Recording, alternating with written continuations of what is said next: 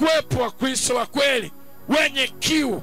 Wakati watu wanastarehe na kucheka na dhambi, wao watakuwa wanalia, kama ilivyoandikwa katika Ufunuo 22. Anasema na bibi harusi na roho na bibi harusi waseme na uje upesi Bwana.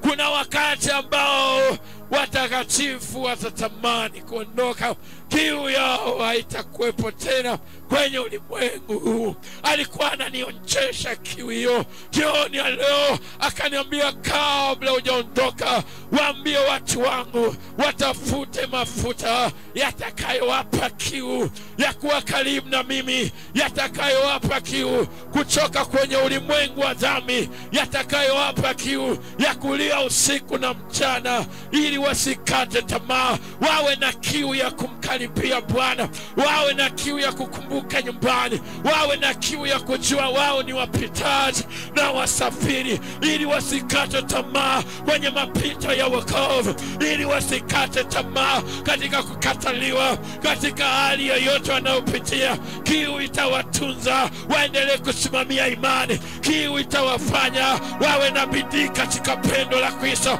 kiu itawafanya waendelee kunyenyekea, kiu itawafanya wapige hatua. Siku moja waseme kama Paulo, mwendo nimeumaliza, mwendo nimeumaliza. Hauwezi ukasema mwendo umeumaliza kama kiu yako inaelekea mwendo mwingine. Hautasema hivyo hata kama ulikuwa umeokoka. Kitakachokuweka kwenye mwendo ni kiu ulionayo, maana siku yoyote ile unaweza ukaacha wokovu, lakini kama haujaacha wokovu, kuna kiu ile iliyojaa neema inayokupa kuendelea utukufu hata utukufu, imani hata imani. Haijalishi ulimwengu unabadilika, watu wamekuwa na kiu ya kuoa na kutumia makalio kama ndoa, wameweka ushoga, kiu imeongezeka ya kuadhibu maisha. Paka Ulaya wameadhirisha ya kwamba usimwambie mtoto kwamba ni wa kiume au wa kike, labda atakuwa na kiu ya kuwa wa kike.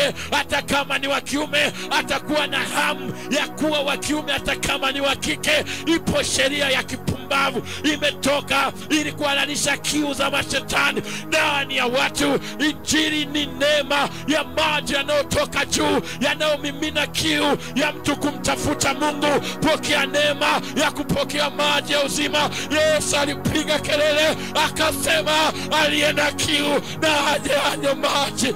Ataona kiu ile ya dunia, ataona kiu inayomharibu mtu, ataona kiu inayompa mtu kufa mapema, ataona kiu inayomdhalilisha mtu, ataona ile kiu ya dhambi